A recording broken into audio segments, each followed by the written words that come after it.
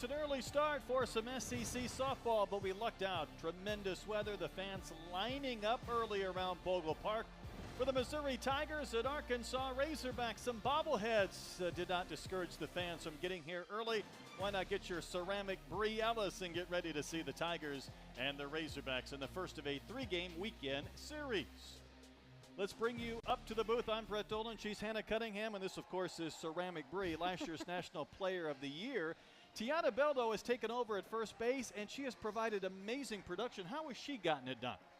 She's just being her. I think she's loose, and she's shown us she's getting it done in so many ways, and that's what makes her special. The power, of course, has been a lot of fun to watch. I think we saw that in Oklahoma. She had 2 homers over the weekend, and nothing was cheap about either one. No, she sent those far. She got every bit of those balls and showed just exactly what her power is all about. In fact, one of the home runs left her bat at 80 miles an hour. That's big-time exit velo. Her presence has been that much more important with the absence of Dakota Kennedy here over the last week with a lower leg injury. This is what she's done, Hannah, though, over just the last couple of weeks with those 4 bombs. Yeah, a 300 batting average in just SEC games, and Tulsa is a competitive opponent as well. That is a very impressive average on top of the fact that she's getting extra base hits as well. She was honored for her senior day before the game along with Dakota Kennedy. Meanwhile, the Missouri Tigers, Hannah, there is some urgency about picking up some wins as they try to finish at or above 500. Yeah, I mean, I think they can feel that need right now, but it's also they should have no pressure on them to just flip the season around. You know, you're already where you are. Just go for it at this point. They want to play the underdog role, that's for sure. Their lineup is Addie and Abby heavy at the top. Then Forrester, Updegrove, Cahalan, Hill, and Linger round out the starting 9 for this Mizzou team. And I think both of these head coaches threw a bit of a curveball at us on who they were going to start today. Yeah, I think Burnham and McCann are not what we were expecting, but both very capable of being Game 1 starters for their teams. And we're off and rolling. Addie Waits steps in to begin things. So no Robin Heron, who pitched against Tulsa midweek. We will see McCann, though, for Mizzou, who threw a perfect game midweek. Yeah, how impressive. And I think she's coming off of that, in a way, is almost best for her to start, keep that momentum going on their side. Meanwhile, Burnham has just been so good as of late. As you see the numbers for Waits. Our plate umpire tonight, Chad Steers, Robert Pentikoff at first, and Lyndon Baptiste at third. Certainly, Peyton had to deal with some injuries and illness to begin the year, and Coach Deifeld even explained it was a painful rash all over her body. That one sent out to left field, and Wyckoff filling in for Kennedy. Will track it down and make the catch, route number 1. But we have just seen Peyton Burnham get stronger and stronger, and I think everybody loves it when your pitchers are clicking at their most optimum level this late in the year. Yeah, I mean, not ideal that she's had to deal with some adversity, but she's really pushed through and come out on top. And if her and Heron are working together like this, then our great place on the mound. This is Abruscoto. Hit a last Friday night against South Carolina, a series that the Tigers would end up losing 2 of 3 in Como, and that created a little more urgency. But Stefania with those 8 home runs, 34 knocked in. Takes a strike, and it's 1-1.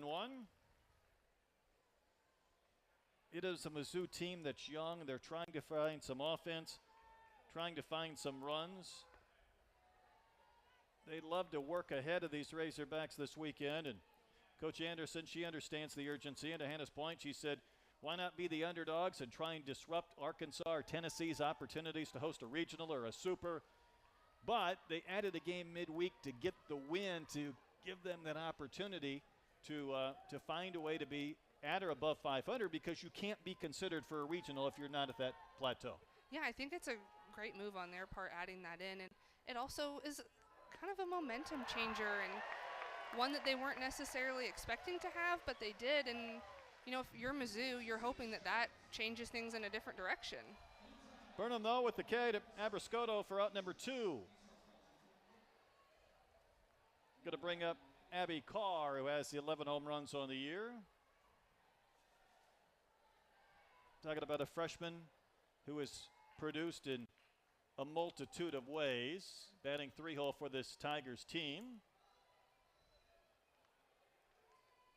Facing Burnham, You see the OPS on the year. And I'm going to talk about OPSs later on. I'm going to test Hannah to see if she can guess where some of these numbers are ranking, because I don't know if we've ever seen an offensive year quite like this when it comes to individuals batting 400 or above, or the homers and the RBIs and the OPS, and it just speaks to how this game has changed, I think, offensively so much in recent years.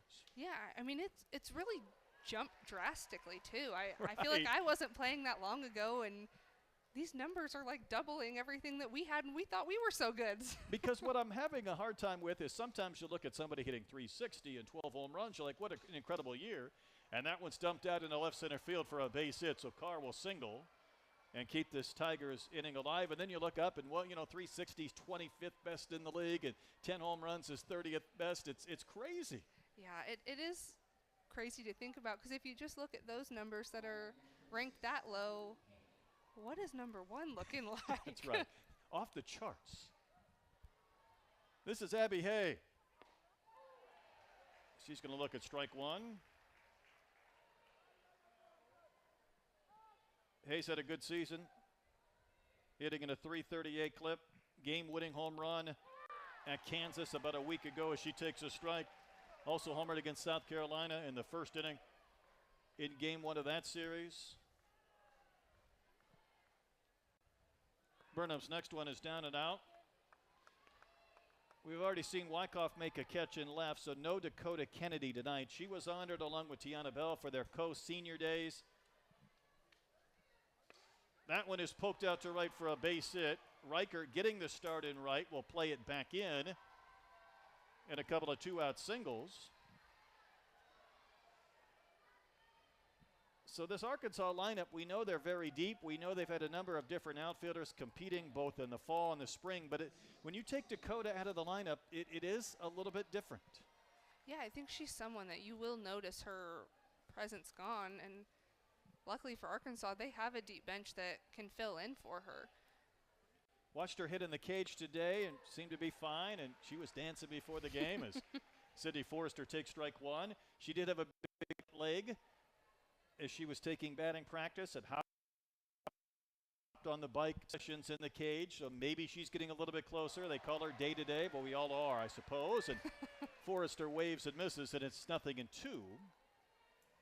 Obviously, if Arkansas can get a lead and score some runs, it might diminish the importance of rushing her back. But it's the Tigers who would like to strike first in the first, but Burnham carves up Forrester. So she worked around a couple of two-out singles, gets a couple of Ks, and the Razorbacks coming into bat.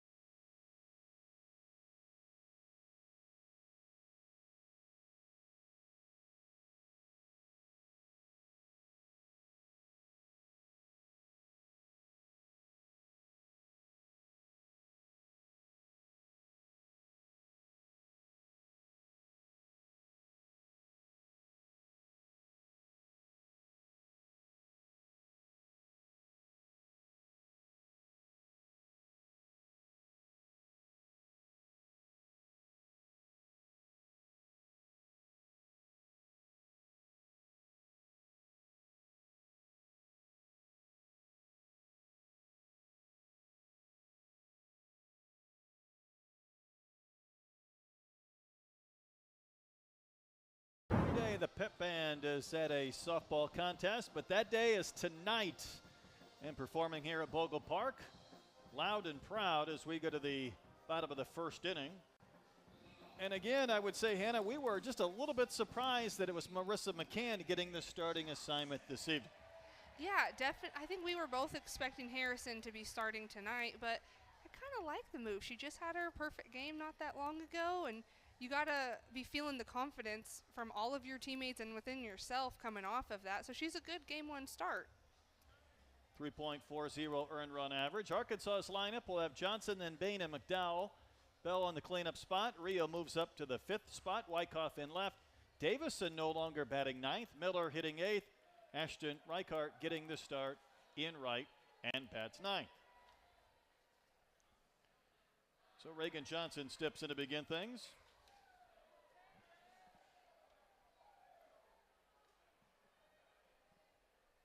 Reagan hitting .336, 11 batted in. I would say she's starting to get used to seeing 5-man infields, and she's looking at one right now.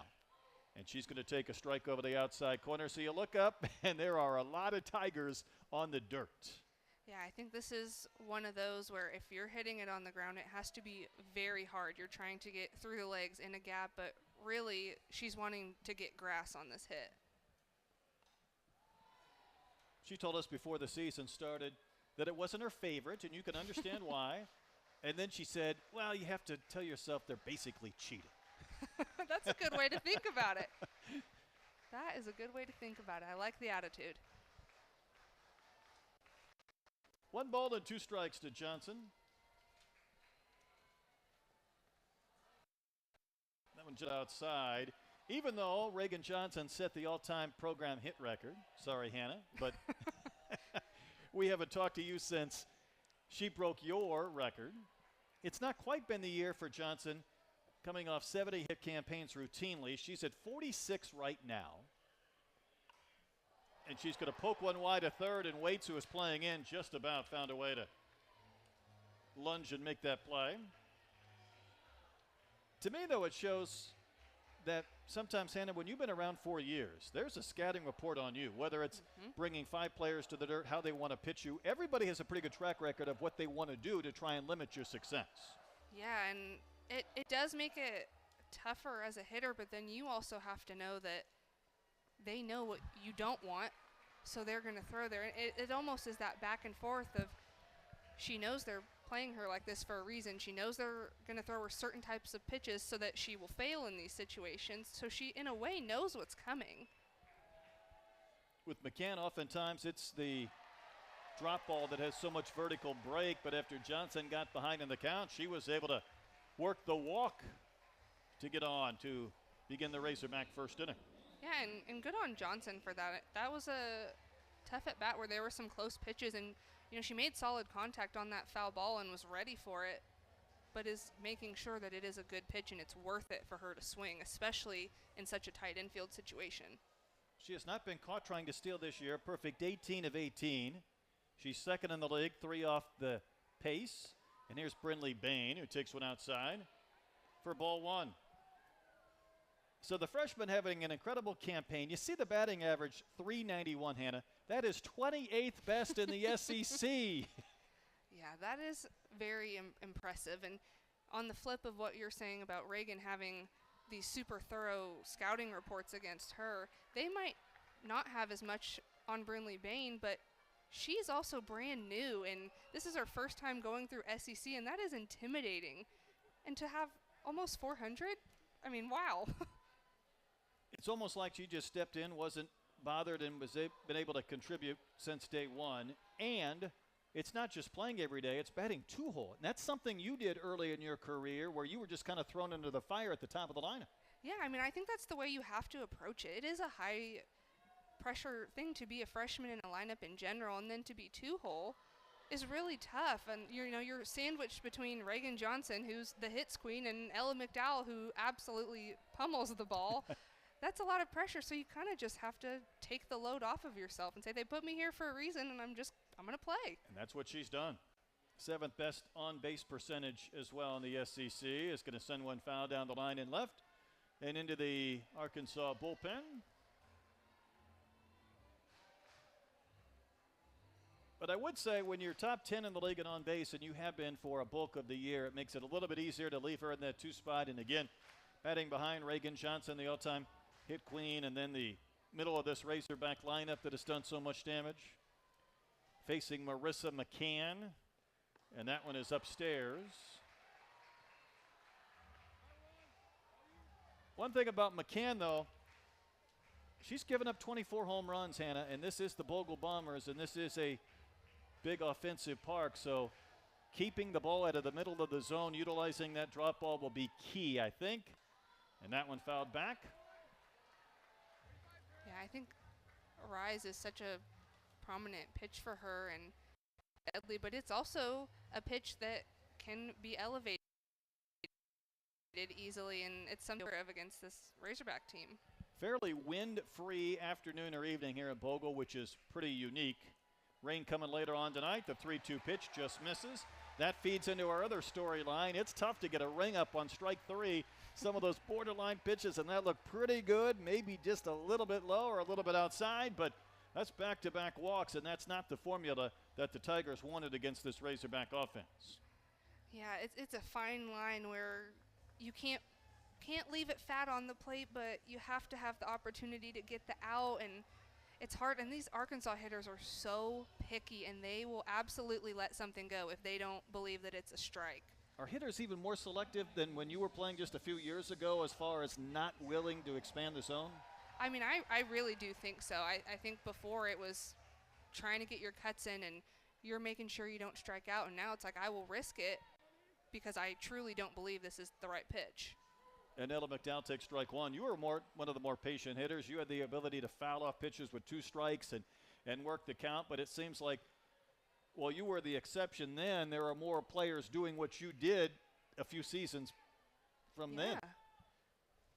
Yeah, I think that, I mean, that's something I would pride myself on is being picky, but I think it's worth it, and I think that they've kind of figured that out where we can hit home runs, we can hit doubles, we can hit singles, but we can also walk and set yourself up for the best situation. The count of ball and a strike from McCann to McDowell. That just misses. Ella with the 46 knocked in. Her batting average of .368 is 40th best in the SEC. That's insane. No, that's not right. I would just be so happy with that batting average, and if that's where it lands, that's crazy. I mean, if I would have told you when you started your freshman campaign, hey, you'd be batting .368, you'd be like, yes, I take it. I'll be top number 5. 1. No, I'm 40th in the SEC, and Coach Anderson coming out for a visit to the circle after a couple of walks, and there was a couple of pretty good pitches in that sequence. The 3-2 to Bain, the last pitch to McDowell. Yeah. And again, her team understands that they have to get it going. And you know, the one question I wanted to ask her this week, but I think she answered it before I could ask, is this urgency invigorating or is it draining? And the answer can be yes. It can be both. Right now it feels a little draining because they don't want to fall behind with a big inning right out of the gates. McDowell's taken a couple of borderline pitches. Now she's ahead in the count. See what McCann wants to do. Pumps one in there for a strike to send the count to 2-2. Yeah, and that's a good comeback. And I bet that's something that Coach Anderson's talking to her, is giving her the confidence, like, hey, I see that these pitches are close. Like, you're right there. Go for it. Keep doing what you're doing. Attack these hitters. She's got some bling, though, on under that mask with those earrings. There's a chopper that's headed to left for a base hit. Johnson has great speed. She'll turn third and score easily, and McDowell plates the first run of the game. And it's 1-0 Arkansas, our 47th RBI, and a little bit of a dance. Always showing us the personality. I love it. This was just a seeing-eye chopper between Waits and up to Grove, and there was no chance then to get Reagan Johnson once that took 2 or 3 bounces. Yeah, and really that's just the power of putting the ball in play. The ball was outside. She pulled it through the 5-6 hole. She probably would tell you it wasn't her best, but you put it in play and you give yourself a chance to make something happen. So it brings up Tiana Bell with her 14 homers and her 51 RBI. The 51 runs batted in, not even in the top 10 in the league. It's the 11 or 2 homers in Oklahoma, one of which left her bat at 80 miles an hour. And she has provided some of the bombs and the Bogle Bombers this year. And McCann being patient with her, misses outside, is 2-0.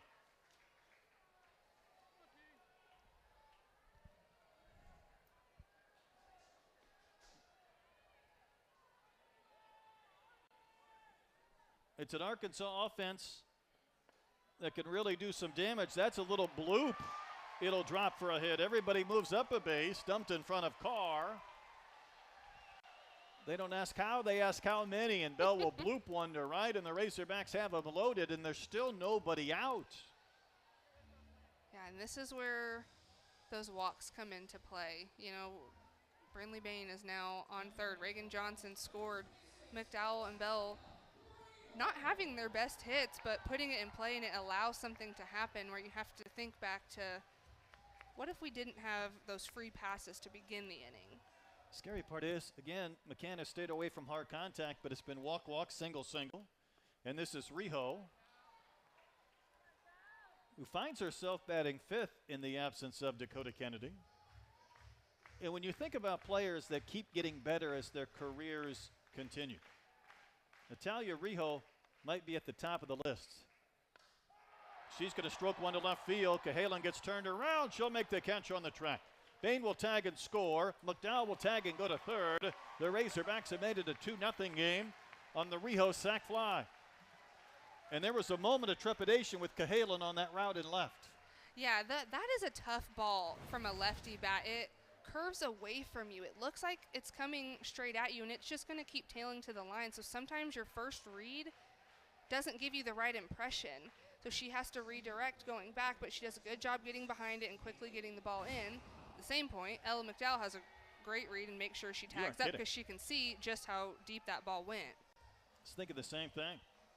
So now McCann trying to limit the damage and end this inning, but Kaylee Wyckoff, the left fielder, will be next in. Wyckoff on her career, 224 hits, having a huge season with an OPS over 1,100. The 33 runs batted in.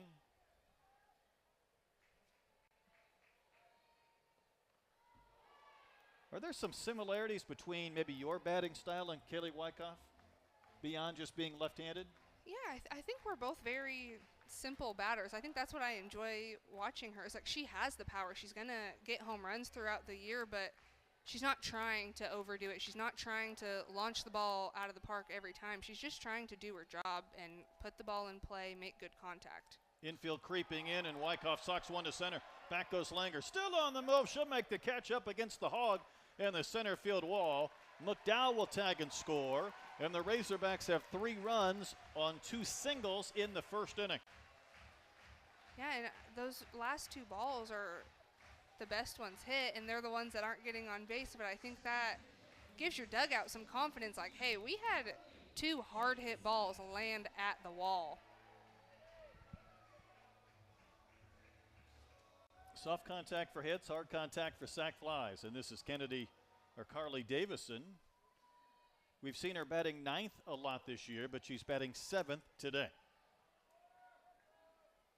Yeah, I think she's really proved herself as a steady presence, and even if she's not having the at-bat that she wants, she's being productive and seeing pitches and competitive, and that's bumped her up throughout the season. She hit her 7th home run at Tulsa. She didn't care for that strike, but her RBI total's up to 36. That's the most in her career. As a freshman at Utah, she had 32, and then she went 12, 23, and 36. So it speaks to the production for her senior season, but also what Arkansas's lineup has looked like from a length standpoint. She bats with Bell at first, 2 outs and 3 in. 33rd pitch for McCann is cut on and missed. So Davison will K. Arkansas gets 3 runs and a couple of singles, and a good beginning for the Hogs at home to open up this conference series against Mizzou.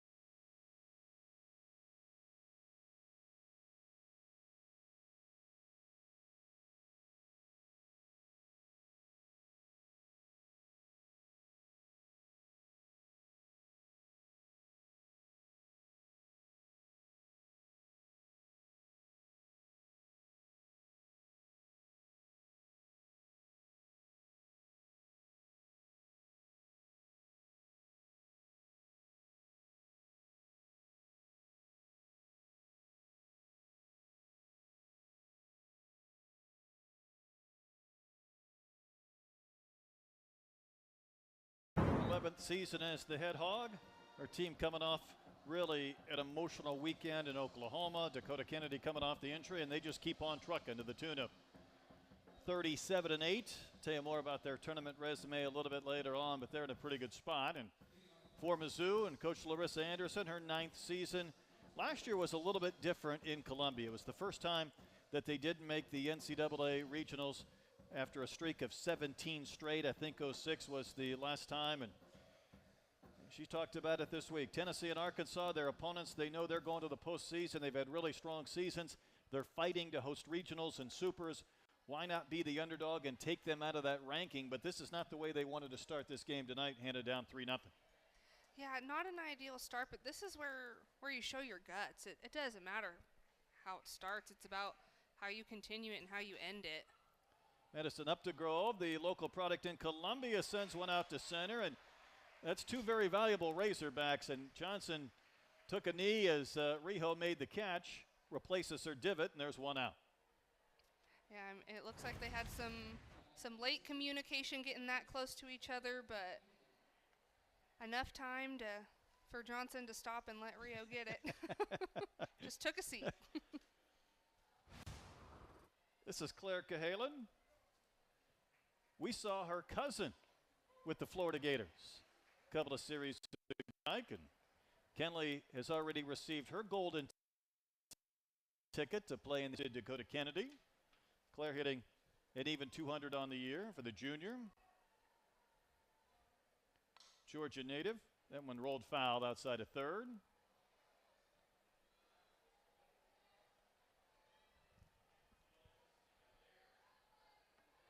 I think the one thing Coach Anderson has talked about, though, is sort of a leadership with this young team. And listen, Linger is batting 9th, and that one's poked to third and caught by McDowell. There's 2 outs. At times, she's been the only senior in this lineup. But I think she made a good point this week on our coach's call. Leadership cannot be conditional. You can't be a leader when it's going well for you that day. And that's the tough part, I think, Hannah, when you're dealing with a younger team. Yeah, it's hard when you're that person that is supposed to be leading. It's hard to drag yourself out of when you're not having the best time, but that's your role sometimes, and it's not just about you. And there are individual moments in this sport, but ultimately it's your team, and you have to be able to support in whatever way you can all the time. Sanaya Hill, the Texas native, quickly down on the count, 0-2. Burnham trying to cruise. Well, she can get a quick 1-2-3 inning after a teammate scored 3 in the bottom of the first.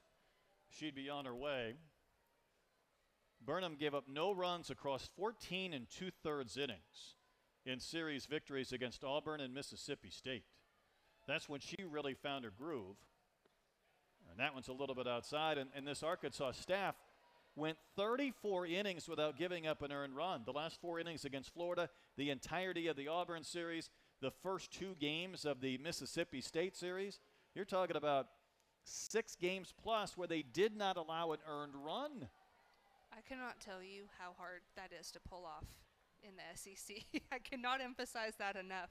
It matters. But no matter how good your pitching is, these hitters are so competitive and have so much knowledge and are so powerful now that you expect at least one run to pop up here and there at least. I mean, we're talking about these offensive numbers where you're hitting 360 and you're batting 40th. You're the 40th best average in the conference.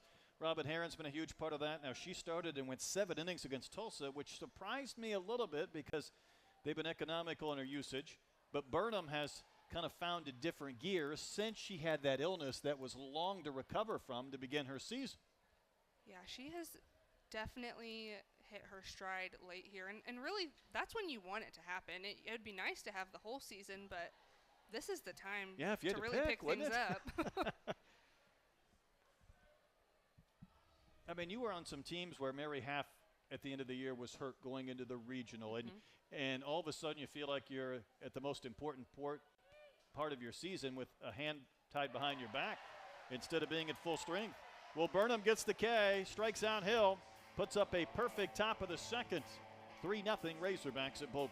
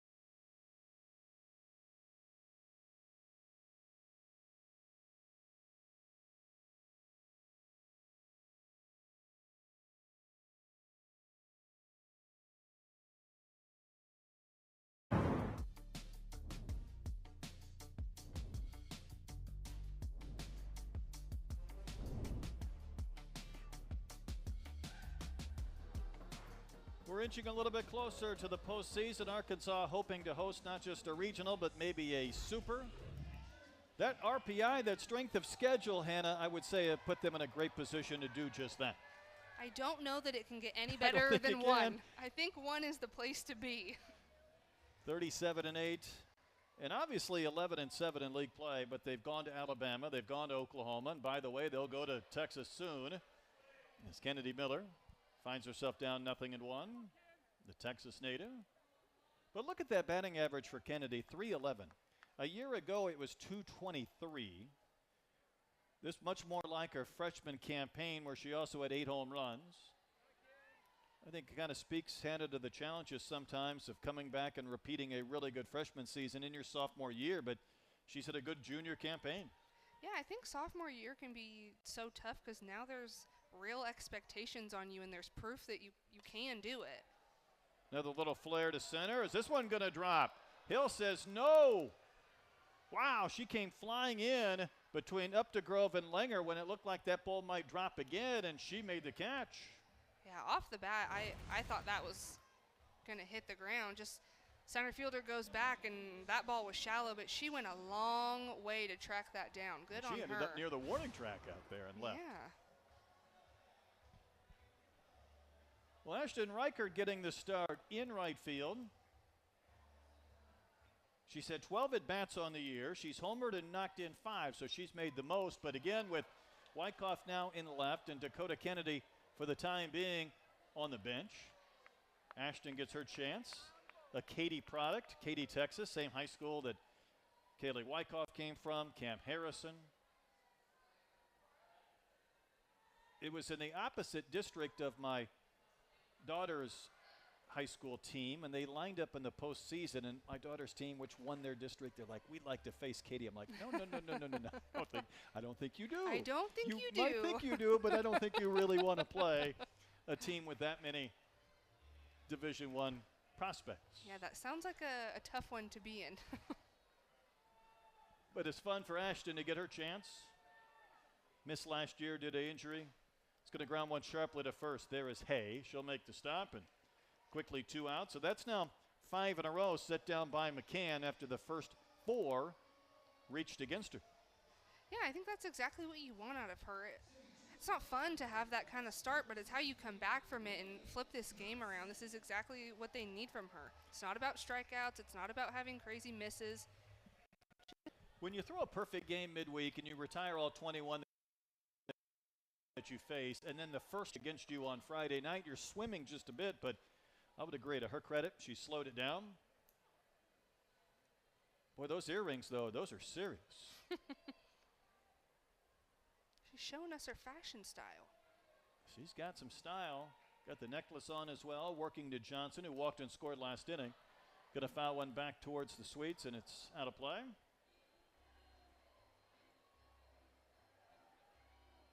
Everybody okay?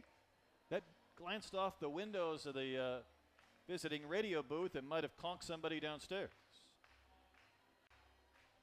Hoping that it landed right in between some I hope so too. Some people. It's an early start tonight at 5 p.m. and with rain coming later on tonight, maybe not the worst scenario, but it was scheduled to be 5, and I think it's because tomorrow's game on the network is 11 a.m., so it'll be breakfast with the Tigers and Razorbacks, along with a spring football game shortly thereafter on campus. As Johnson ropes one to the first baseman Hay, so with the 5-man infield, Reagan Johnson hit it hard but was denied, and the inning ends.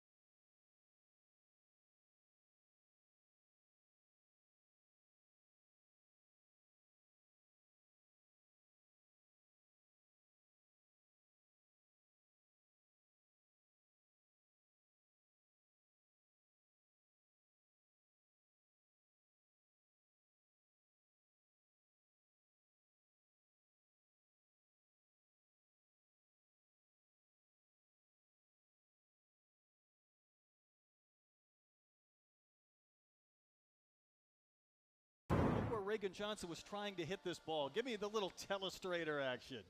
Right through here, and look at this whole danger zone right here. If she can get that ball a couple feet over, she's gone. All right, watch where she ended up hitting this ball. Oh, my goodness. If this goes to the fence, we might have had an inside the park home run. Yeah, I mean, I like the idea of trying to pull the ball because there is a lot of real estate in right field for Johnson right now. Hey, you survived your first telestrator audition. Burnham's going to scoop up the bunt and shovel to Davison covering. Langer retired. Not a bad idea, but a one-pitch out to begin the third inning. It's an Arkansas infield and defense that's really good. Maybe not as good statistically as Missouri, but they try not to give their opponents too many outs. And we're going to turn this lineup over for Waits, who flew out to left her only time in.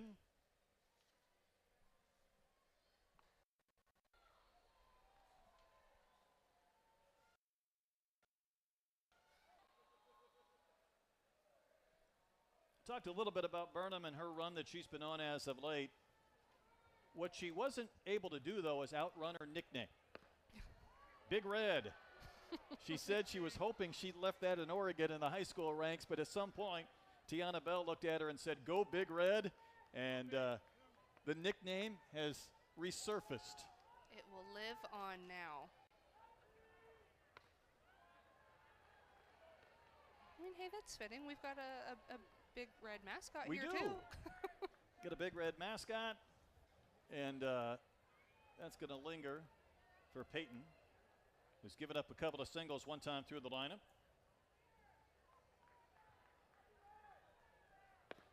Really, for Arkansas, I know it was disappointing to lose that finale at Oklahoma. They felt like they probably should have won game one, did win game two, lost game three, 11-1. It was the most lopsided loss since a 13-2 loss to LSU last year when we were on the air, and first time they had been run ruled since losing 9-1 to UCLA a year ago at the Mary Nutter.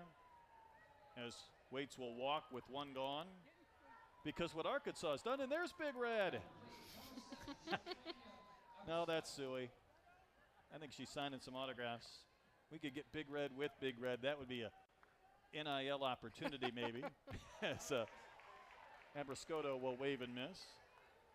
But Arkansas hadn't been run ruled and had not had that lopsided of a loss because they've had 21 run rule wins of their 35. That's what they've been doing to other teams. That's on the ground to third. Nice stop by McDowell. She'll flip one to second base, and Davison could not catch it. Ella was not in a perfect throwing opportunity, yet she still got a lot on that throw after going down to the dirt, and Davison just could not hold on. Yeah, I mean, that is a tough play that takes her the exact opposite direction, but really, her timing was there. I think if the throw was on, they get the runner out at second. It was just offline. Good effort, but now the Tigers are going to bring the tying run to the plate, so an opportunity here for Abby Carr, and this is one of the big boppers they'd like to have up in this situation. Yeah, I think the two before you get on, and this is who you want up right now. It's someone that's shown that she can be productive in this three-hole.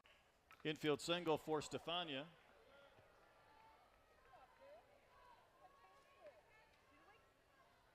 Tigers have 46 home runs, which is 14th best in the SEC, but if you dare to dream and want to put some runs up on the board quickly, this would be the time to try and launch. Burnham clips the outside corner. Yeah, I think this is one of those moments where you take a play out of the Razorback book right now. That first inning, they didn't do anything crazy really to get it started, but they had good production. And Carr will expand the zone just a bit and wave and miss. And that's the second out. That's a big out in this inning.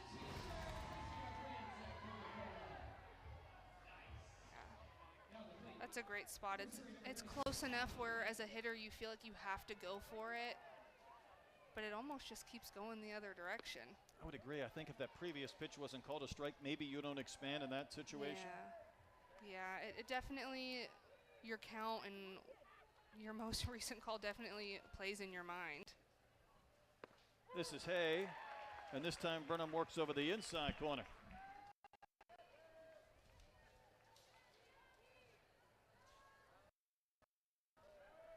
Hay singled back in the first. Again, a young lady that was playing baseball until she was a sophomore. She lines one to Tiana Bell. Right place, right time. Otherwise, that's in the corner and maybe a couple of runs score. Instead, Burnham will strand a pair, and it's still 3-0 Razorbacks.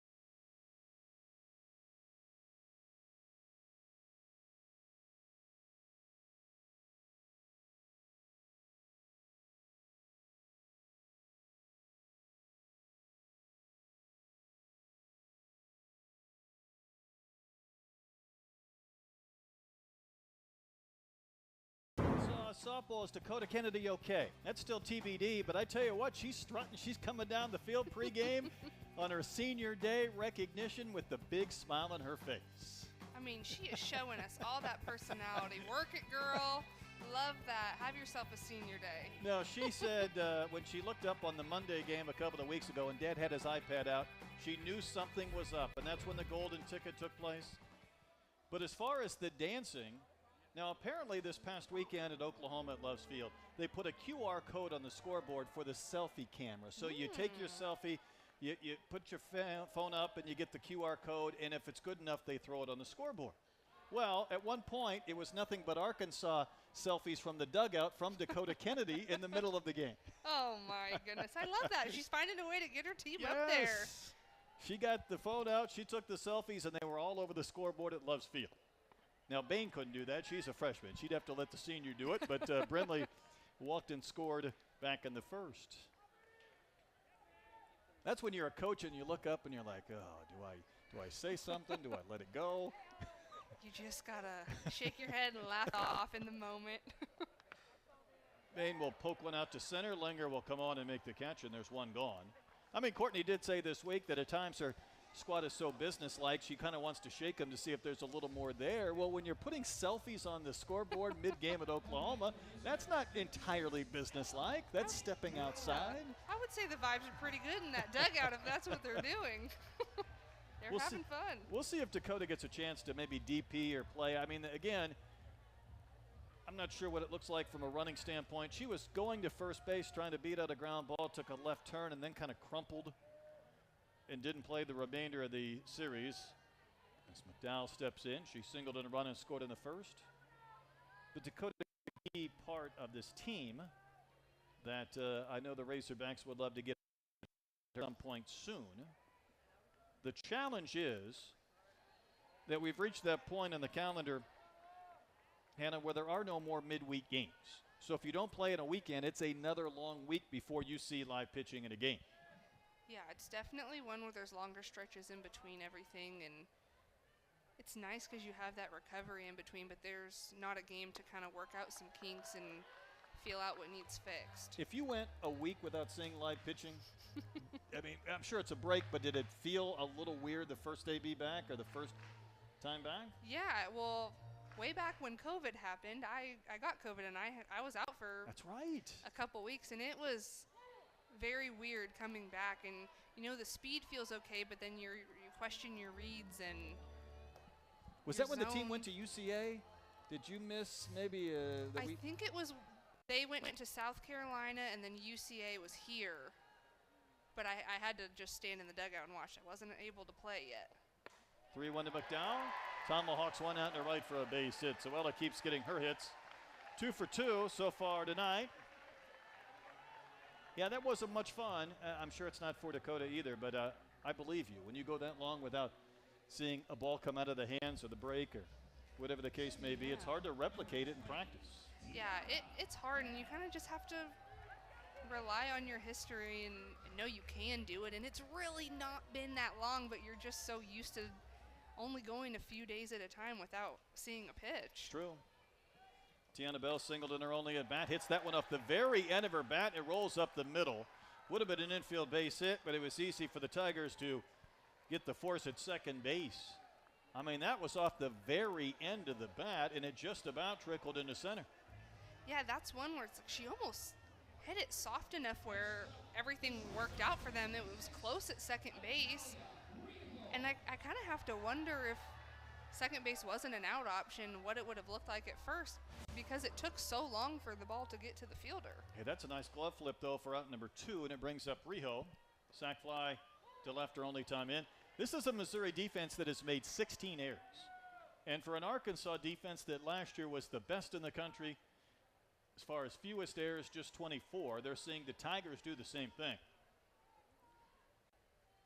And these Tigers have not scored a ton of runs this year.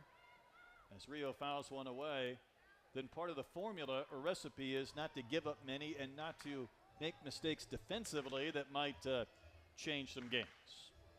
Yeah, I think when you're struggling on one side of the ball, you have to pick yourself up on the other to give yourself a chance. And, you know, that almost gives you that motivation or that hope within games that, look, we're shutting it down on this side. Now there's only one piece missing right now. I like that. The 2-strike pitch to Rijo is outside.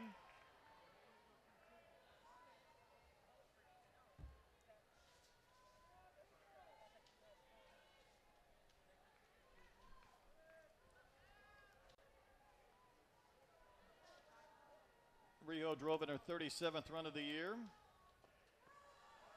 By the way, speaking of time off, her uncle, Jose Rio, popped up in this day in baseball history this week, and it kind of caught my attention. They say about Italia, her body doesn't like her. She never fully feels 100%. Well, her uncle, a couple of days ago in 2002, won a game in the big leagues. His first time he had appeared in the majors in 6 years. He went 6 years due to injuries between 1995 and I think it was 2001 and 2, so that was unique. That doesn't happen very often. Italia will hit Bell, so Italia is going to get the base hit out of that, but Bell is out, and the inning ends. Well, that's an interesting way to end a frame. We played 3. Still 3-0 Arkansas over the Tigers.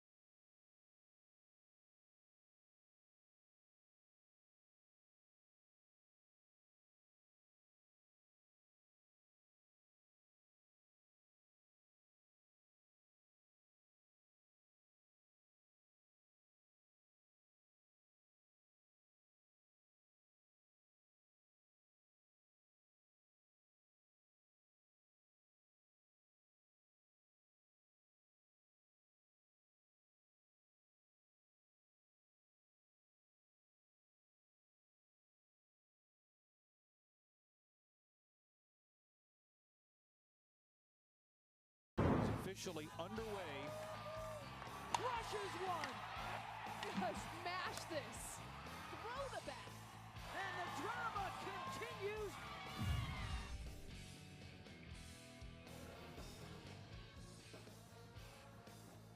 Getting close to the postseason in the SEC. It gets upon us that much quicker in softball than it does in baseball. Headed to the home stretch.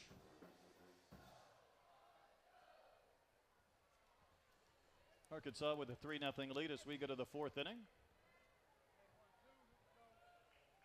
Forrester up to Grove and Cahalan. That one's going to be in the right of base hit. So Forrester up there in the first pitch, singles between Davison and Bell. Tigers left a couple of base runners in the third. They stranded a pair in the first.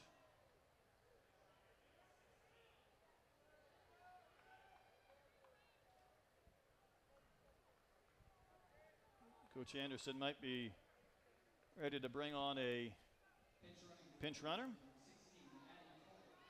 Addie Kohler.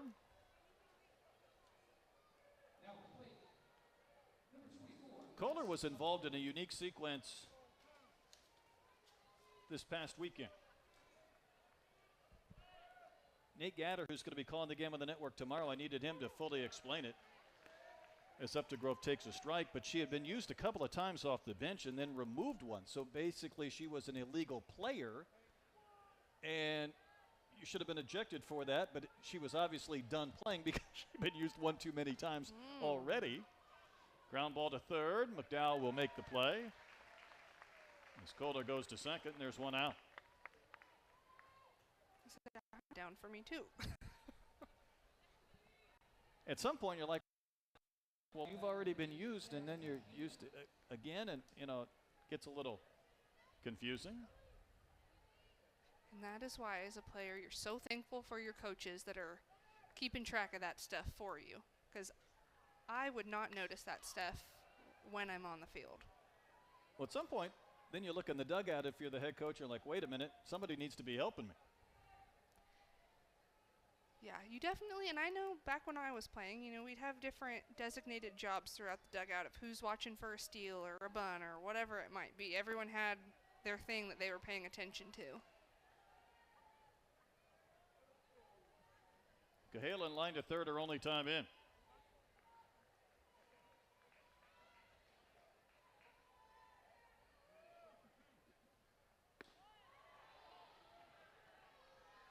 What have you seen out of Peyton Burnham so far this evening? You know, I think she's keeping her pitch count kind of mid-range. I think there's not been as much efficiency as she would like, but she's being very competitive with the pitches that she's missing. That's going to stay fair. Another play for Ella McDowell.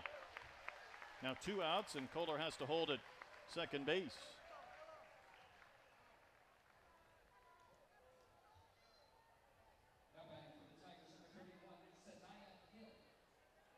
Big Red trying to put up 4 zeros.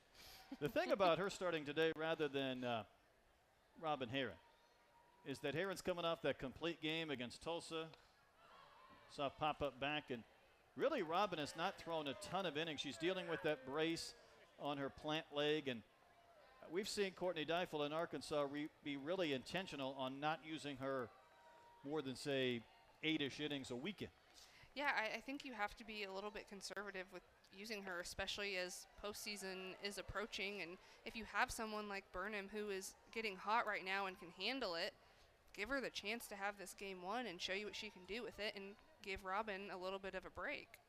As we say that, she's warming up in the bullpen in case she's needed, but Burnham's trying to make quick work of the Tigers. Hill will poke one to Davison, and 3 ground ball outs after the single, and the Tigers have stranded 5 so far this evening.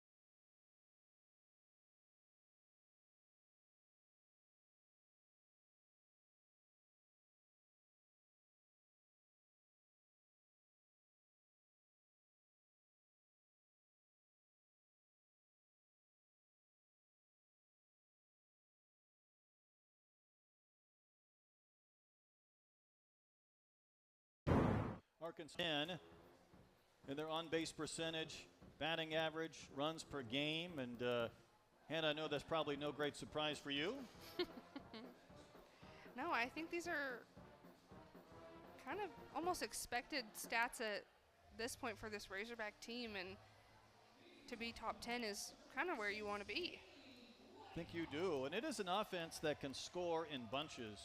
I know they had the 3 runs in the first only on 2 singles, and McCann's done a nice job since. You'll look at Wyckoff, Davison, and Miller here in the 4th inning.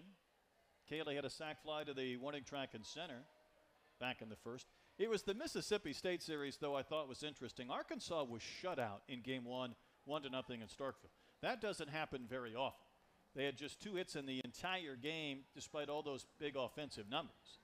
And then they ended up being held scoreless for the first 11 innings in that series. But they had an 8-run top of the 5th inning and run-ruled Mississippi State. The next day they beat them 10-3, so they ran off 18 runs in the final 8 innings of that series. They really saved it for the end. Yeah, I mean, you're right.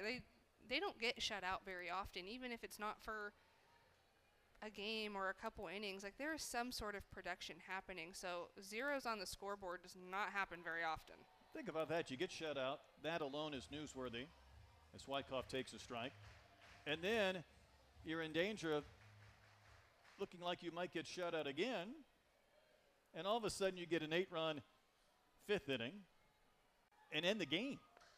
Wyckoff rolls one back up the middle. Nice play by Hill. She's had a couple of really good efforts today, but she was not going to get Wyckoff. And the ground ball single has been in vogue like it's 1990 here today at Bogle Park.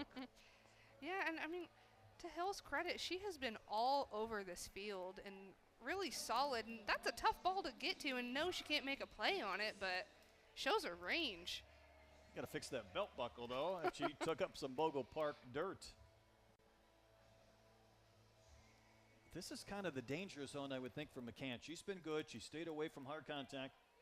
But Arkansas seeing her for the 2nd time. Davison hits one a mile in the air to left. Cahalan coming in and will make the catch. For the first out.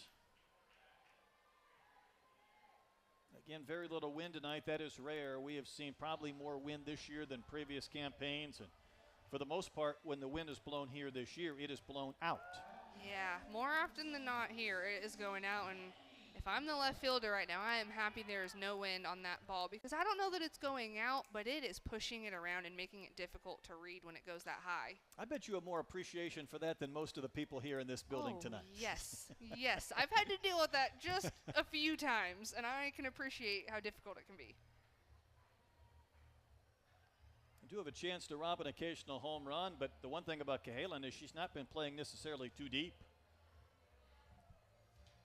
Yeah, I think she's giving herself a good mid-range, and I kind of like that choice right now because there's been a couple of hard-hit balls on the line to the outfield, but not enough where you necessarily feel like you need to play warning track depth or close to it. I think that Arkansas has challenged them in different ways tonight, and her position is adjusted to that. It's interesting. Sokolowski was put out there for defensive purposes last weekend in left field for Mizzou, and she robbed a grand slam over the fence as a defensive replacement in her first inning. I mean, that's your dream as an outfielder, Isn't it? Right? Especially your first inning. How defensive replacement? Well, I'll just go out there and I'll just rob a grand slam. Great play. It's just that easy. The script writers were working overtime. There's a chopper off the glove of McCann in no man's land. Instead of getting an out or maybe a chance for 2, that high bounce kicks away, and Kennedy Miller will reach. And that's a pair of infield singles this inning for the Razorbacks. And that's really just unfortunate for Missouri right there. That's not a hard hit ball or even a challenging one, but it's just the hop is just at the right spot where she can't really do anything with it. That's irritating if you're McCann.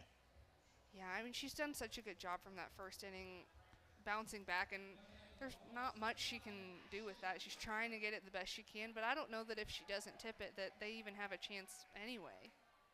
Well, it's a valid point as Reichard steps in. She grounded out to first, hit one sharply to Hay, her only time in. And she takes a strike.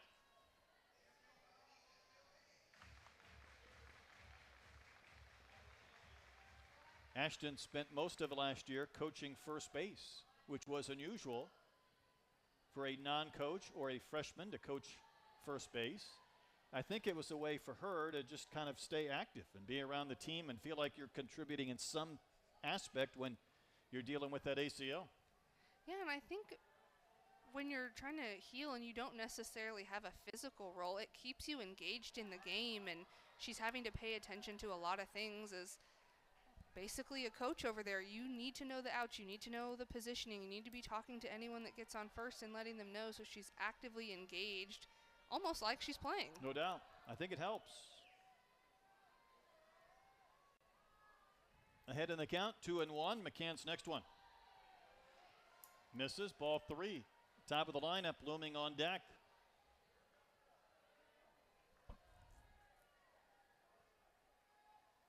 It's Reagan Johnson and Brinley Bain hoping to put forth a big number here in the third inning. That's ball 4. Couple of infield singles and a walk have loaded them up with one gone for Reagan Johnson.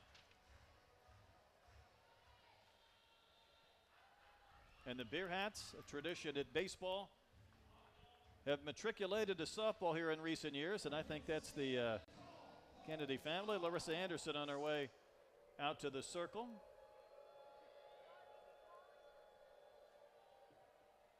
Calling the Hogs is a tradition that has always been over here, but the Bearhats have found their way to softball. We got a change in the circle. We'll step aside, come back with the new Mizzou pitcher in a moment.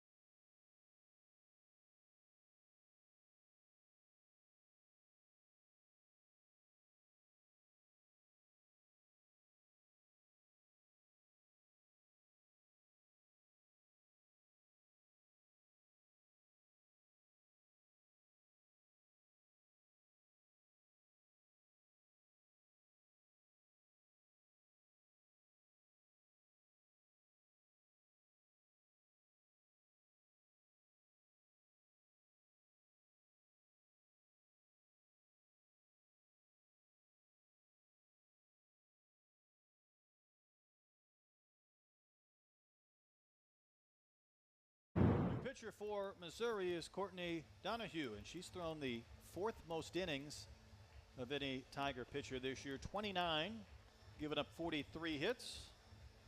See the earned run average. I think Missouri, Hannah threw a bit of a curveball at us on who they were going to start today, and maybe a little bit of a off-speed pitch on who they might bring in second. These coaches are messing with us a little bit little tonight. bit. They said, look, we're going to challenge you up there. Donahue grew up in Wisconsin. She was self-taught in the art of pitching via YouTube. And why not? Earned a spot in DMAC, Des Moines Area Community College, before committing to Mizzou. 3 siblings in the collegiate ranks. Her sister is also at the Division I level at Wisconsin. Not an easy scenario to enter, though. Bases loaded, 1 gone. Reagan Johnson, the batter.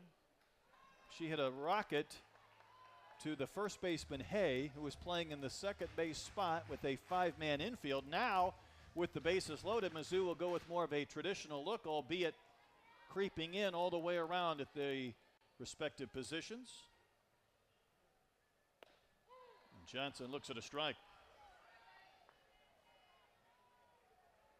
I think situationally you have to kind of keep it a little more cookie cutter, but Johnson also got very close to doing serious damage on the pull side last inning, so learning from that as well. That's a little bit in.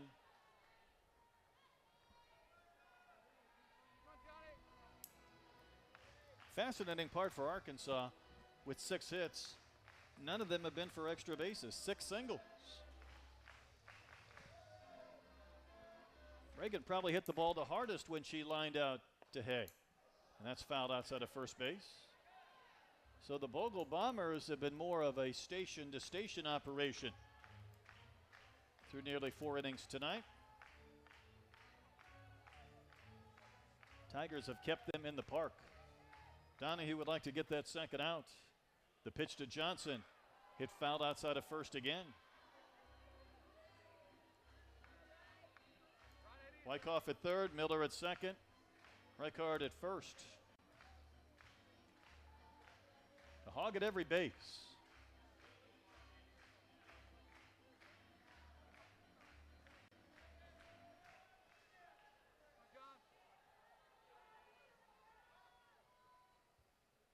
Next pitch.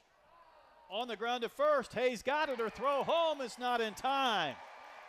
So close to maybe catching that in the air. Once she took it on the short hop, she took the guaranteed out, but there was then no chance to get Reagan Johnson at home, and it's 4-0. Yeah, that's a tough spot where if you're right on the bag, you probably get both, but she's just far enough away where it takes that extra second for her to walk over, and Wyckoff is quick off a third. Yeah, Wyckoff scoring on that play, so it made it 4-0. And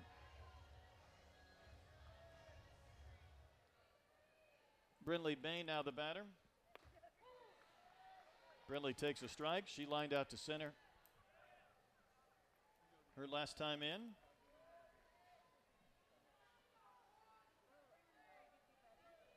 Brinley, as a freshman, has had 13 multi-hit games this season.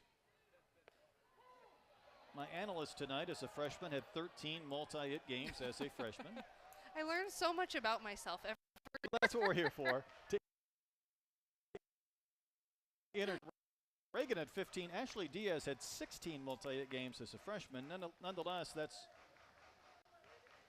pretty rarefied air. She's down 0-2 and rolls one foul outside of first, but gets back to what we were talking about earlier. It's a little bit tough as a freshman to come in and put up the numbers, but to her credit, she has done just that.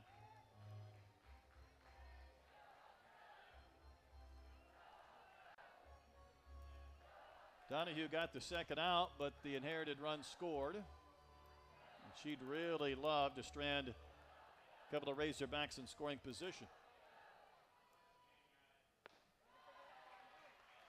Because if Bain reaches, then you get McDowell and maybe Tiana Bell, and she'd just as soon face them to begin the bottom of the 5th inning. Yeah, that's definitely a problem you want next inning. True. You want to avoid that with runners already in scoring position. You want those types of hitters up with minimal damage possible. And Bain just hit a rocket into the net in front of the Mizzou dugout.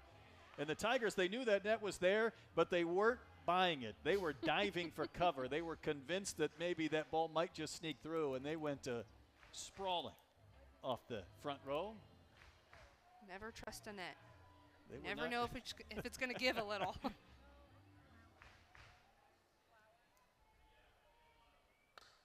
Off the end of the bat to third. Good defensive positioning. Bain is retired. Arkansas gets just the one run. They strand a pair.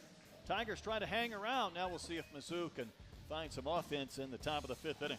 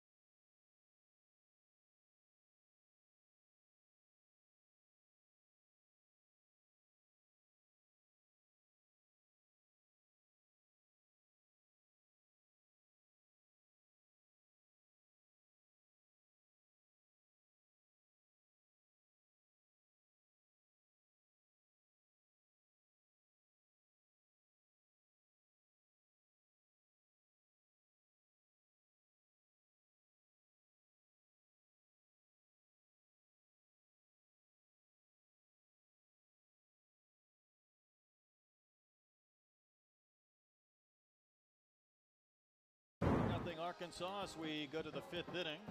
Mizzou, their head coach, Larissa Anderson. Her husband is a baseball manager of the Springfield Cardinals. That's Patrick. Riley the dog makes an appearance. But this is what's fascinating. The Springfield Cardinals are coming to Northwest Arkansas next Tuesday through Sunday. So had that been this week or Mizzou comes next week, the husband and wife managing or coaching their respective teams would have been in the same place at the same time for one of the few times over the course of the year. Now, Larissa did say Patrick was able to see a game in Kansas, maybe a game at Missouri State or an Auburn series, so it's happened from time to time. But I think if they talk ball, she said all the time. You know, the husband picks up on stuff, game management stuff, defensive shifts. So when you're done all day talking ball, you go home and you talk a little more ball. I imagine there has to be some high-level diamond sport conversations going on at home. It's a lot of fun. This is Langer leading off the 5th, and you know, it's just another resource maybe to kind of kick some things around. I don't know if the two sports have ever been closer in aspects. That one's in the air to left field, and Wyckoff will make the catch. You know, a decade or so ago, baseball and softball didn't even resemble each other. Softball was a small ball and a bunting game, and now it's swinging for the fences and doing some damage and not giving up outs and defensive shifts. I do think there's plenty of similarities. Yeah, I think, and it's got to be nice to have someone that, I mean, he's in their bubble, and I'm sure, you know, gets lots of insights, but it's someone from an outside perspective as well that, you know, she can kind of pick his brain for what he's seeing or thinks and ideas, and, you know, that would be nice to have someone just around all the time to be able to have that. Waits walk back in the 3rd. Now, last year, Patrick Springfield Cardinals, they were Texas League champions. They're off to a 6-12 start this year, and Tulsa's leading that division, the North at 14-4. But right now, Coach Anderson, she doesn't care about the Springfield Cardinals. She wants to get her team to 500 or above to give them a chance to be in the postseason after missing last year for the first time in a long time after that stretch where they had been in 17 straight times. And we know this league is not fair. It's not fun sometimes. And you've got to fight your way to winning games and winning series. Losing 2 out of 3 last weekend at home against South Carolina was a bit of a gut punch. That'll be negated if they can win tonight or tomorrow and start to get back on track. Yeah, I think it's just doing the most with what they have left. And Missouri has always been a competitive team, regardless of scores or schedules or records. They're someone that sneaks up on a lot of people, and they have the ability to turn things around, and you can't fix what's already happened, so you have to just do what you can from this point on. They've had some success against Arkansas in recent years, and that one is hit foul down the line and right.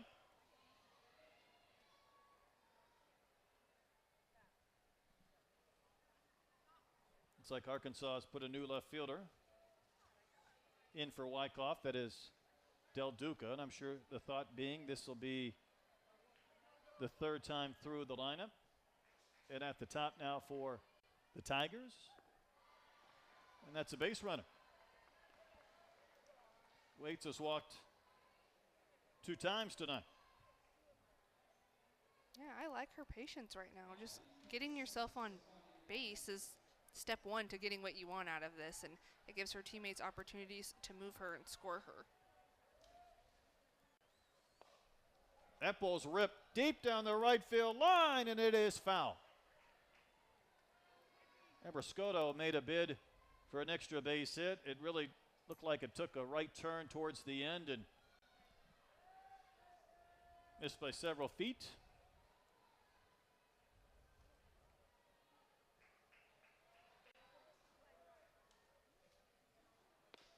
Well placed on the outside corner for a strike. Stefania had an infield single back in the 3rd, one of 3 hits so far in the game for the Tigers.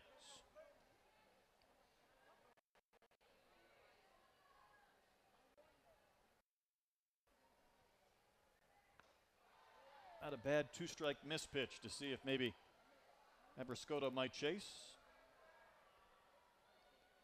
Yeah, I think with such a shallow ball count right now. She has that wiggle room to play and see if she can get you to fish without having to come close to the zone. Tigers have not had a runner reach third in this game, but they have stranded 5, so there's been a little bit of traffic waiting for that big hit, and I'm sure they would prefer with runners on base. Sock to left, Del Duca's back. She'll get there shy of the track to make the catch. And again, that was probably part of the reason for the defensive change this half inning, in case there's a play where Del Duca could make the catch. Off the bat, I thought she might have to go to the wall to make that play, but she did not, and there's 2 outs. Yeah, I was kind of thinking the same thing. It came off hot in my eyes, and I think she had a really good read of just kind of curving with the ball. Another one that's going to run away from her, and she just stayed right with it the whole time. 2 gone for Abby Carr, who also has one of the 3 hits for the Tigers. Just to finish my thought from earlier, though, Mizzou is 19-13 all-time against Arkansas. Beat Arkansas in the tournament in 2024. Larissa Anderson 6-5 against the Razorbacks, so they're trying to find a way to keep those numbers working in their favor. Obviously, that 3-run first inning by Arkansas is something they've had to try and overcome ever since. And the pitch count still below 80, though, for Burnham, trying to get through 5 scoreless.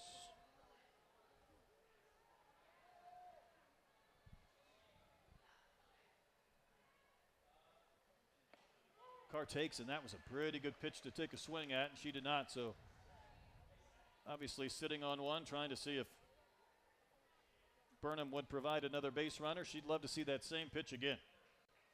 Here's the 3-1. That the changeup? Yeah, that is a tough pitch. She took just enough off of that where it's like you have to hit your swing and it messes up your whole mechanics. Yeah, Carr was out in front, so the count has gone full. Pitch number 80. Rocketed into center. Johnson on the move. Into a dive, and she'll make the catch. Maybe the best defensive center fielder in college softball, and Hannah, she just saved a run. Yeah, Reagan Johnson has so much range. That ball was so far away from her, but she has so much speed that it's just an easy play for her.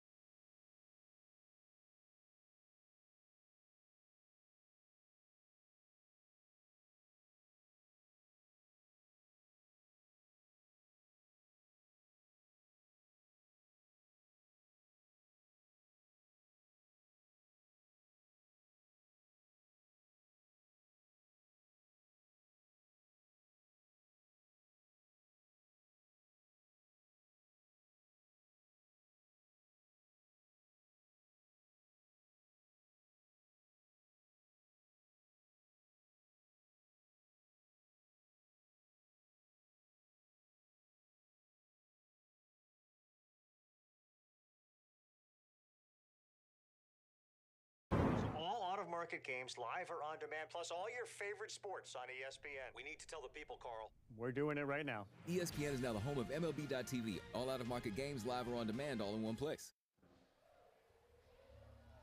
Another great crowd here at Bogle Park. Arkansas played in front of well over 4,000 every game at Loves Field this past weekend in Norman. I think Courtney Deifel was excited on how her team responded, almost feeling like if you can hang in an environment such as that, everything else should be better, if not equal, because you're not going to have many of those situations. As Ella McDowell steps in to begin things in the bottom of the 5th. You played in Norman, but obviously not that stadium. Yeah, and it is a tough place to play at. They have a lot of fans that are very loyal and they're loud, so it can be very intimidating. And on top of that, you're playing a very good team, and I'm sure that now they can fit even more people into those stands than when I was Well, you playing, aren't so it's kidding. got to be even louder. Abrascoto wore that one, and she's going to try and walk it off. Ella's kind of laughing about it, and so is Stefania. Yeah, I mean, they were blinking the lights in the ninth inning, and, you get the feeling that this is the super team, the Oklahoma Sooners, and you're trying to hold on to the lead, and there's 4,000 plus, and they're on top of you all the way around, whether you're in the outfield or behind the plate. And I know it was disappointing to lose Friday, and Arkansas got to win on Saturday, and Sunday was not the way they wanted to finish that series. But I think if your aspiration is to get to Oklahoma City, and it obviously is, and you feel like this could be the year, you also understand that you could be playing a team like Oklahoma in Oklahoma City. Yeah, and that fan base will follow. I think it's tough to have earlier in the season, but that's your best replica for what you're going to deal with in postseason. Agreed. Poked out to shallow right. Hill catches everything, and there's one gone. We like to talk about this Arkansas team as the Bogle Bombers. Now, tonight they've not had an extra base hit. Arkansas begins play this evening with 67 homers, and Tiana Bell, 14, leading the way, steps in. That is 72 homers behind what the Oklahoma Sooners have done this year. That is unreal. That is such a good stat, and to think that far behind. They have out-homered you by more than you've homered. That is insane. And credit Mizzou, they have kept Arkansas in the park tonight. Obviously, that 3-run first was not very enjoyable. Hogs pushed across another run in the fourth. Donahue finished off last inning, getting a couple of ground ball outs. And you can see her with a concerted effort not to come over the heart of the plate. She's been working the corners to these Razorback hitters. Yeah, and I think that's one of those pitches that Missouri is wanting. It is close, and it's getting enough where I would say I want that to be a strike if I'm on the mound. I don't blame you. I feel like that's where you're trying to hit that spot, and you're hoping to get a call, but you want to get that call too. Yeah, that's a tough one to not get because now you're thinking, I can't throw it there and get a strike, so I have to bring it in more. That's and that exactly is it. very dangerous. Maybe it's a little different with Bell. I mean, you might be willing to put her on, but for the most part, you have to come over the plate, and you might have to catch more of the plate than you want to. There are the hitters like Bell where you expect her to just unload on the ball, and it has so much potential to leave the park. But really, there's not very many spots in this Razorback lineup that's not a risk. No, I would agree. And, we've been pointing out Dakota's absence again tonight. The one thing about Kennedy, and it's always worth, I think, sometimes looking at your overall numbers versus SEC-only numbers. Here's Rio. She singled a liner that hit Bell and a sac fly. But Dakota in SEC-only games is just under 400 with 5 homers and 18 knocked in. So she's doing it against the very best competition. And obviously, the Hogs would like to get her back sometime soon. Meanwhile, Rio moves up in the lineup, as does Davison. The length has not been an issue for the Razorbacks. It's been a strength, quite honestly. And the season numbers for Italia bear that out. Down in the count, 0-2, and she'll roll one foul against the Mizzou dugout.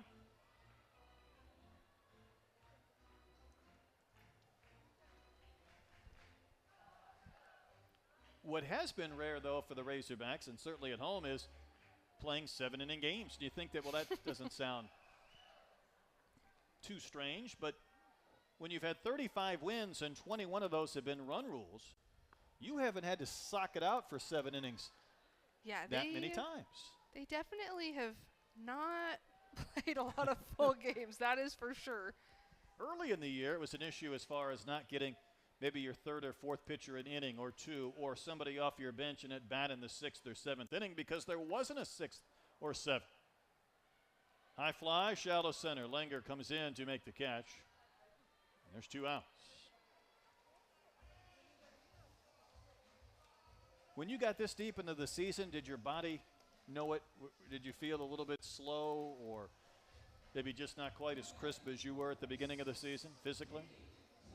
I think physically you feel it, but mentally things get less intimidating, at least going up until the start of postseason. I think when you hit that line, then maybe the nerves restart, but each pitch isn't quite as intimidating, or it doesn't feel as high stakes as those first couple games where you want to work out some kinks. I think it makes perfect sense. You're no longer worried about your batting average on an 0 for 3. You know, there's just the natural progression of the season as Wyckoff takes ball 1.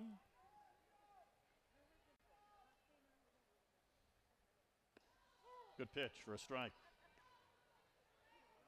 Kaylee working on some glitter on her face inside that batting helmet. We've really got some glamour going on at Bogle tonight.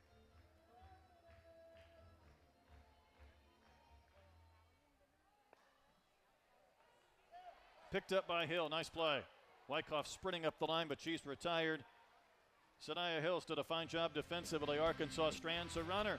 On we go to the 6th inning. 4-0 Razorbacks.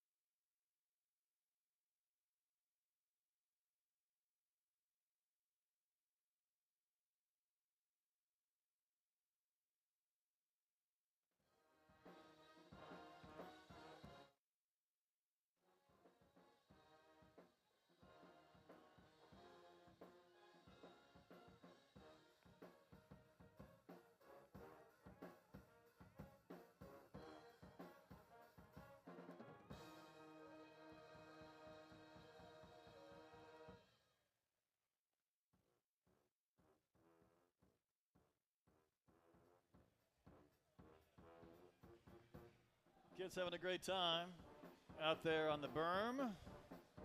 Arkansas continues to put up incredible numbers. Courtney Deifel reminded us this week about the fact that early in her tenure, and I'm guessing, Hannah, this was probably the case early in your time frame, Arkansas did not charge for admission to softball games. You could just walk through the gates and come in free.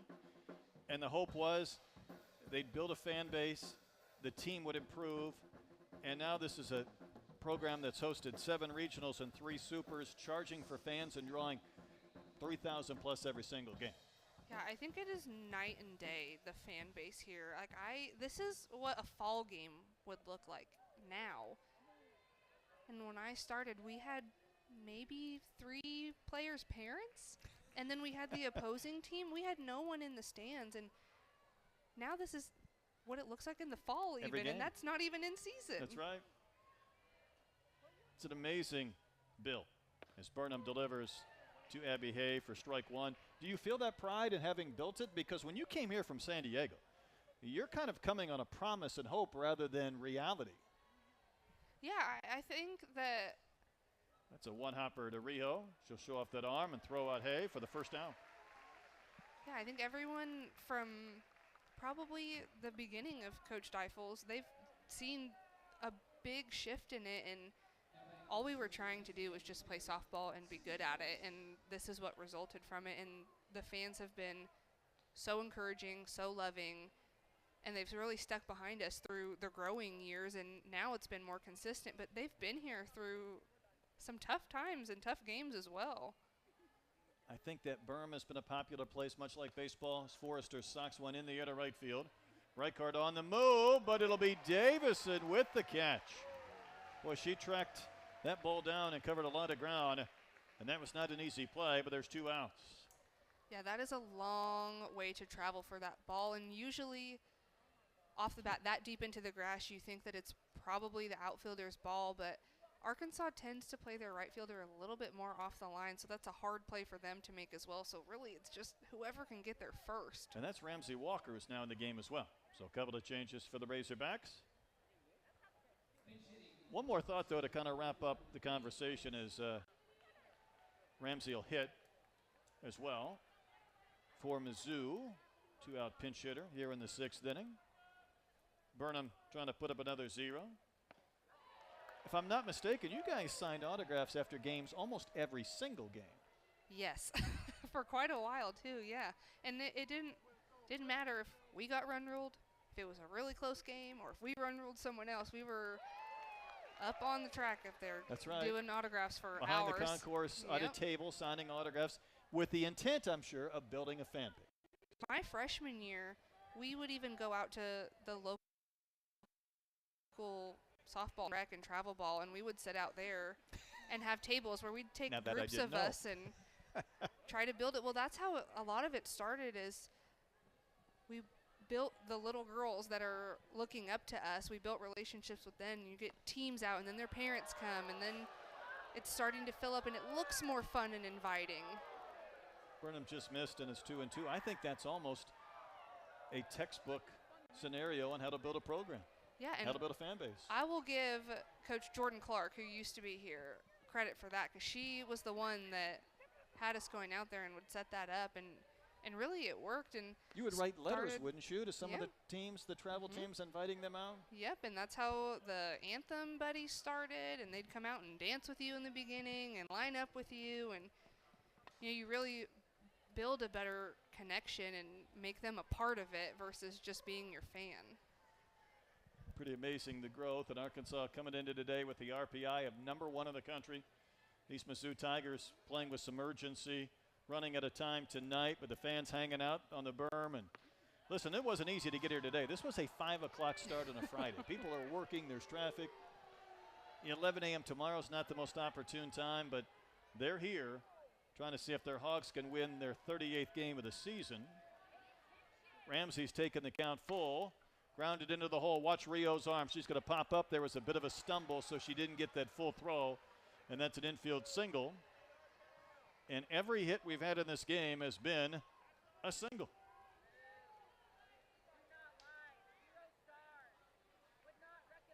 All 10.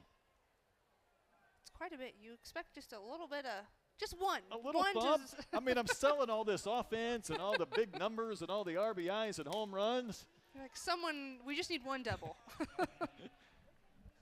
Well, Mizzou needs a couple more base runners to bring the tying run to the plate. Cahalan is lined to third and grounded to third, and then Hill and Lenger getting a little deeper into this Mizzou lineup in the top of the 6th inning.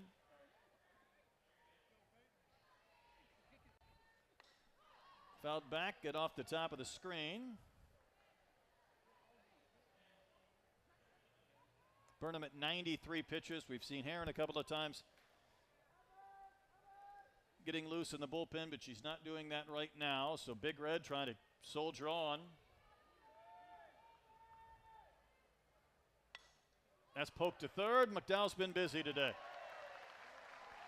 Tigers strand another runner. They've left 7. You get a dance when you get a 0. It's still 4-0 Razorbacks, mid-6th.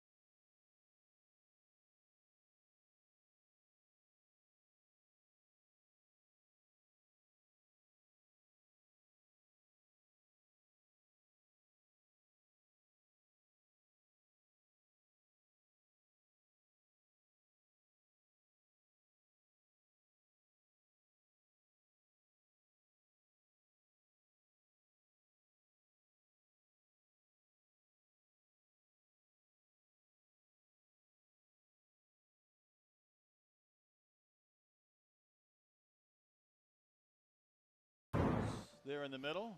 It's hard to keep that thing on and jump up and down, but she's doing her best. Here's your game summary. Arkansas had 3 runs in the first on 2 singles, and they've made that lead hold up, but they haven't been able to extend it much or get separation. And Donahue will face Davison, Miller, and Reichard in the bottom of the 6th inning. Carly Davison is 0 for 2. She's going to lead off. You know, with Davison playing every day and Peyton Burnham pitching today, both of these young ladies have brothers who are committed to the Razorback baseball program. So they'll get a chance to see their younger brothers be Razorbacks as long as they don't get drafted before they get to campus. And Carly will swing and foul one into the glove of Abrascoto. At least with Burnham, I keep hearing Peyton's brother over and over as far as moving up those lists, as far as being an incredible talent. I know Carly very proud of her brother as well. Carly did say that at least Peyton and her brother should be here at the same time, overlapping. She will not overlap with her brother because she is a senior. And she did get a chance, though, to go to the College World Series as a freshman at Utah, and you know she'd love to bookend her career with another opportunity to go here. Yeah, it would be very nice to finish it the way you started it and hopefully do even more when you're there. It was something that Gibby, I think, was hoping to do when she came here from Arizona State after doing the same thing. And was denied, and KB Sides came here after having a chance to go in Alabama, and that might have been the most painful of the super regionals. Yeah, that was a tough one. I can say with certainty that was a tough one to live through. Nope, I understand. Another ground ball to third. Waits his throw, will pull Hay from the base. That throw was leaking from the very beginning, and Davison will reach.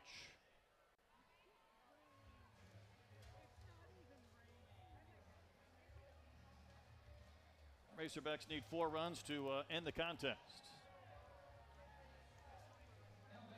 I think these Mizzou pitchers, though, have had a plan tonight, and I feel like they've executed it pretty well. Yeah, I think that first inning is a little deceiving, having the 3 up there. It was not this crazy inning with a lot of power going on. It was got some walks, got some singles. Things happened that were kind of routine softball, and they've shut it down since. There hasn't been a whole lot of big pop from the Razorbacks, and they've shut them down since. I would agree. Also think there's a few sprinkles falling here at Bogle Park as Kennedy Miller takes a strike. There's a few fans reaching for some jackets and some plastic and whatnot to put over themselves. A lot of rain. There we go. Someone had that in her lap for a 6th inning, so now she's ready to cover herself. Miller with a ground ball to short. Maybe a chance for 2. There's 1. What an effort by Hill again. She started to fall back when Davison went in with a slide, but was still able to offer a pretty good throw. Yeah, she hung on really well, and that's tough because their shortstop's getting pulled towards the base, so you're receiving with your back space. You're having to make a full turn. I was wondering if maybe that slide that clipped her could have been worth a double play, or maybe the possibility of calling the runner at first out if it felt like Davison and her slide disrupted Hill, and I thought that was certainly pretty close. That's into right, a base hit off the bat of Reichard, so she's back in. Ramsey Walker had played right field, but Ashton gets the single, and the Razorbacks have a couple of runners on with 1 gone. And this is why Coach Deifel puts her in this position where Dakota Kennedy's not in the lineup. This is someone you can go to where she has shown in her pinch hitting opportunities that she can handle it, and she shows us right there that she can handle these big moments.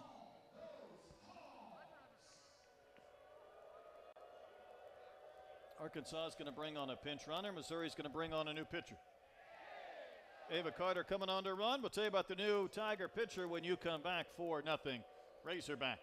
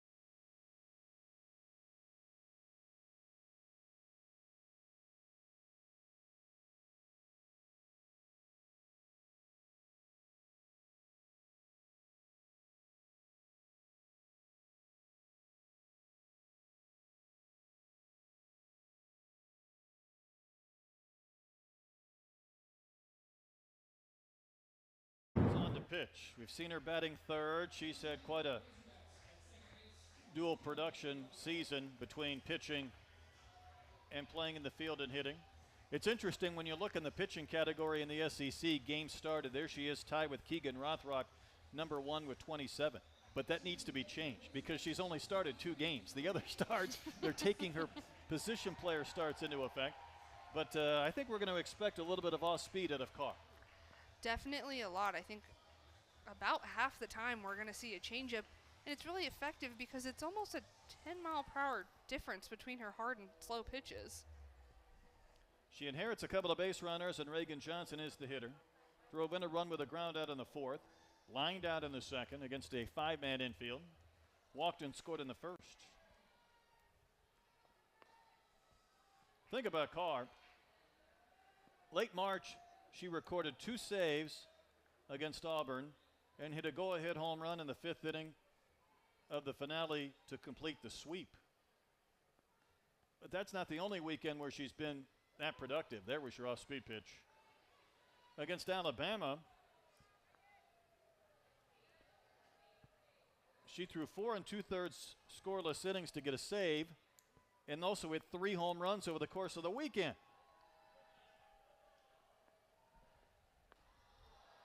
Wave it a miss. It feels like you have 2 of her. You'd really love to have 2 of her because she's been so impactful, both swinging the bat and in the circle. Oh, And really? she's a freshman. That's so special, too. You don't see that anymore where pitchers are hitting, and if they do hit, they're usually not position play. She's a triple threat, and that's very unique now. Sokolowski is in right field with Carr pitching, the 3rd Missouri pitcher in this game. She's trying to strand these runners, send this game to the 7th, keep her team within reason. Next one to Johnson, tap to 3rd. The throw will go to 2nd in time for the force on Reichard. I think that was probably the perfect decision of the 3. She was not going to have a chance to get the pinch runner at 3rd. Reagan Johnson runs extremely well, so she took the middle of the 3 options. Yeah, I think it seems kind of funky to go for the middle base out of all of them, but she's so far up, and the shortstop's having to come over. It's really a race there. You can't guarantee an out, and like you said, Reagan Johnson is hard to get out, no matter where she places the ball. So 2nd's your safest bet, even though it doesn't seem like the obvious choice. I would completely agree. 2 gone for Brinley Bain, who's 0 for 2 with a walk. Still waiting for that first extra base hit in this game.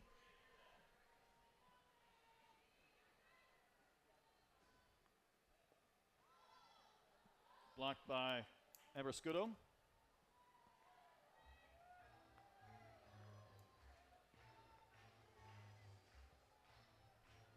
An error started this inning to give Arkansas a base runner. Otherwise, we'd be done, but Hawks have had 1 hit this frame.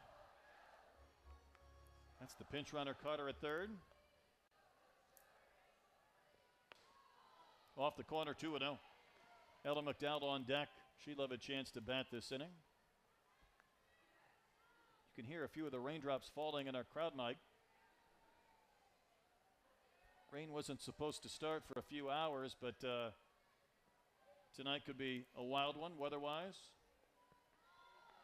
Is that the changeup there? I mean, that thing really parachutes in. Yeah, she takes a lot off of it, and it almost as a hitter gives you a chance to recover, but sometimes when it's that slow, it freezes you more, where you want that kind of in between. 10 miles an hour is a big difference for your body to adjust to. I was wondering if you might be able to reload at some point, but at times she's coming low with it.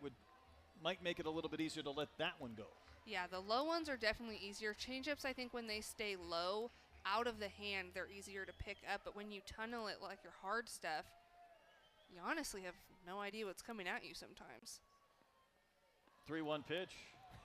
There's that outstanding pitch. Yeah, and she put that just enough outside and just low enough where you just don't want it as a hitter. Even if it's a good pitch, it's terrible for you to have to hit. You feel like you're on your front foot even if you get it in the zone a little bit. Yeah, definitely out in front on her.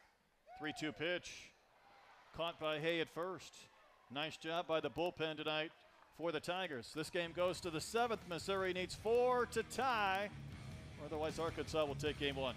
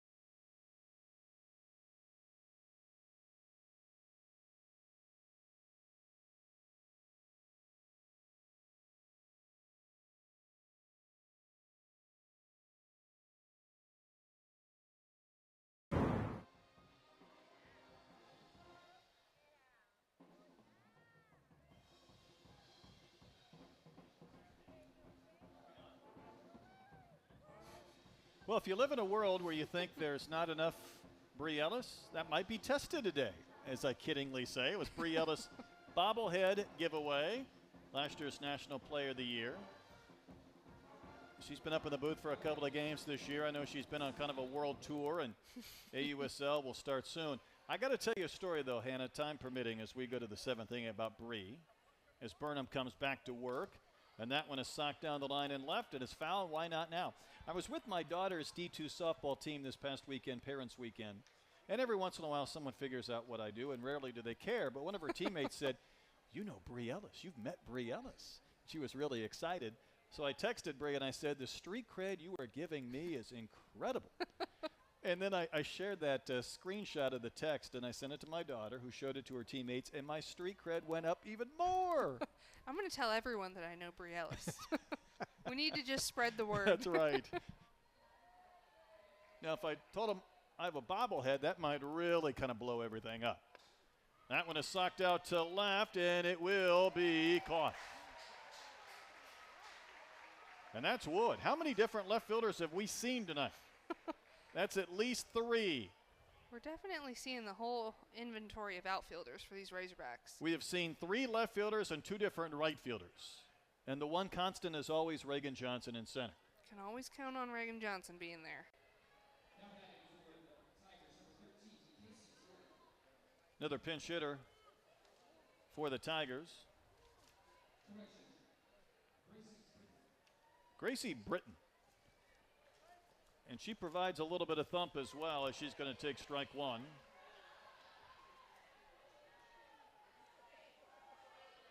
Britton reclassified after her fall season in high school and joined the Tigers for the spring. Going to take a strike, and it's quickly 0-2.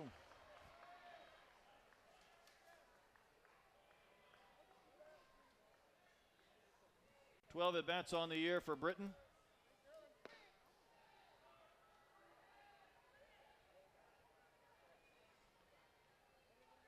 Coach Anderson trying to pull a few rabbits out of the hat and kickstart a big 7th inning. Burnham on pitch number 100 gets a chopper to Rijo, flat-footed, able to flip to first, 2 gone. And she's 1 out away from a shutout, and she's 1 out away from a shutout in which the Tigers have not had a runner reach third base. And that is pretty impressive. Not only to not have them scoring, but keeping the scoring position minimal as well. Runners, they've stranded 7. They left a couple in the first, left a pair of runners in the third, got a runner to scoring position in the 4th. But now it's up to Eddie Waits, who has walked twice today.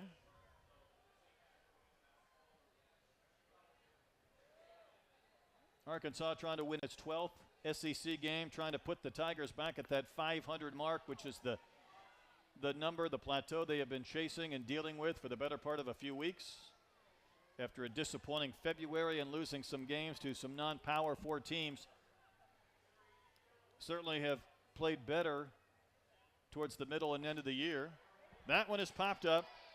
Rio's underneath it. That will do it. Peyton Burnham with a 4-hit complete game shutout as the Razorbacks take one over the Missouri Tigers 4-0. And Hannah, this is one of these rare games. Again, no extra base hits, just not a lot of drama, and I guess you credit the pitchers for that. Yeah, I think that obviously the Razorbacks came out on top and Peyton Burnham threw amazing, but really, so did Missouri's pitchers. They had one inning where things got a little interesting, but they kept these Arkansas hitters pretty quiet, and I would expect that to string out throughout the weekend. Nate Gatter and Monica Abbott will have the game tomorrow on the network. That'll be an 11 a.m. start.